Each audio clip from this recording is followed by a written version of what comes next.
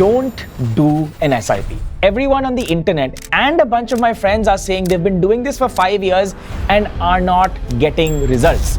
Koi strategy batao. So we have two strategies over here that are an alternative to SIPs. We'll compare them and find out which one is actually better.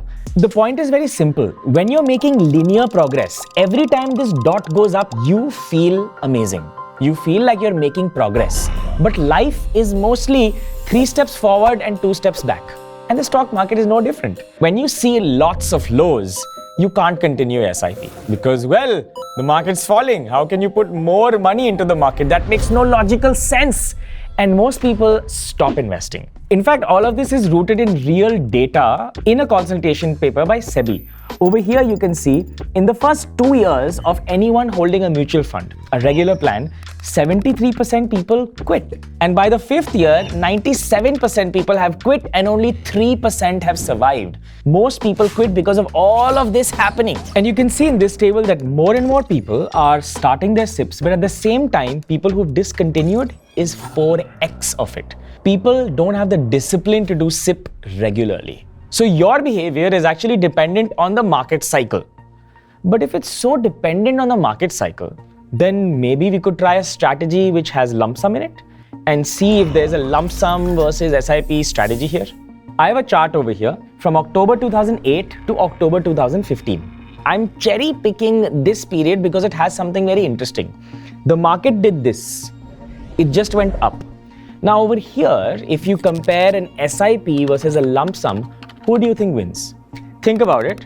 The lump sum investment, if you invest 1 lakh over here in one shot and the market doubles, that 1 lakh has become 2 lakhs. But if I did an SIP version of it, then my entry would be here, here, here, here, here, here, here, because I'm averaging the entry every single month for all of this time. So therefore, my entry point will be somewhere in the mid. And because of that, it won't be 100% return, it will be much, much less. So in the case of a bull run, a lump sum always wins. But in the case of a volatile market, where the market went down a lot, then went up, etc., the SIP wins. So which is better? We don't actually know. We don't know if the market is going to be volatile, a bull market, or a bear market. If we knew, then baat hi kya thi? But there may be a clue in this strategy we're going to talk about. So first, I'll show the case of a normal regular SIP and the returns that you'll get. You have to understand every part of this properly because then we'll tweak it in the actual strategy. We're going to start with January 2014 all the way to January 2025. So it's exactly 10 years. We're going to assume you're investing 10,000 rupees a month, and we have mapped the spot amount for Nifty 50 over here according to that month. And based on this invested amount, 10,000 rupees, you get number of units. This SIP gives you about 12.64% return. Let's change this a bit. Think about it. 10 years ago, you're investing 10,000. Then in 2024, you're also investing 10,000.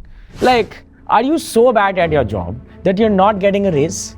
Of course you are. So please use that raise and every year increase that SIP amount. It can't be 10,000, right? So over here, the step up is 10%. Now, of course, you can change this number to 5% or 4% or 6%, whatever you're comfortable with, but I'll choose a nice round 10%. So if you did 10,000 in the first year every month, in the second year, you'll do 10,000 plus 10%, 11,000. So this Excel sheet obviously calculates this entire thing, and I can see the XIRR is 12.83%, slightly more than the normal SIP. Think about that for a moment. The normal SIP did about 12.64%, and the second one did 12.83%. Can you tell me why? Basically, you were investing more money when the markets were actually in a bull run. So if the markets were not in a bull run in the last few years, this XIRR would have actually changed. Now, the actual strategy is a normal SIP, but there's a twist. The twist is simple. When the market falls, you invest a little bit more. So let me put some numbers to this. Let's suppose if Nifty fell by 2%, then you will basically add 3x of your existing SIP as a lump sum. And if it falls 5%, you'll invest 6x. Now you can change these numbers, but I'm curious to know, when a fall happens and you do a lump sum and the SIP is also running, would that return improve? Over here, you can see that the market corrected by 3.56%, which is more than 2%. So You will do 10,000 ka 3x, that's 30,000 rupees. So 10,000 plus 30,000 is how much you'll invest that month. And that month's investment reflects here at 40,000. Number of units obviously will increase, total units increase, and it affects your total portfolio value. Now, this also rewires your brain in such a way that if the market is going up, acha. If the market falls down, tab bhi acha, because then you have an opportunity to invest. And right here, the XIRR is 13.07%. But let's try our final strategy. This time, every year we'll add a step up. So we won't just invest 10,000 in the first year, second year it'll be 11,000, so on and so forth. Let's see what happens over here. I'll scroll all the way down. You can see the returns over here is about 13.3%, the highest among all. But there's a problem. These numbers are actually not right. Let me explain. The problem is that we are looking back in time and trying to project our future. And we forget why we are investing. You are investing for only two reasons.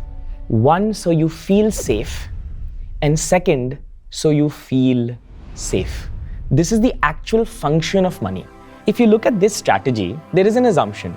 The assumption is that you have that extra cash to invest in this lump sum when the opportunity presents itself. And the second assumption is that you'll actually do that step up and that SIP with discipline every month for the next 10 years.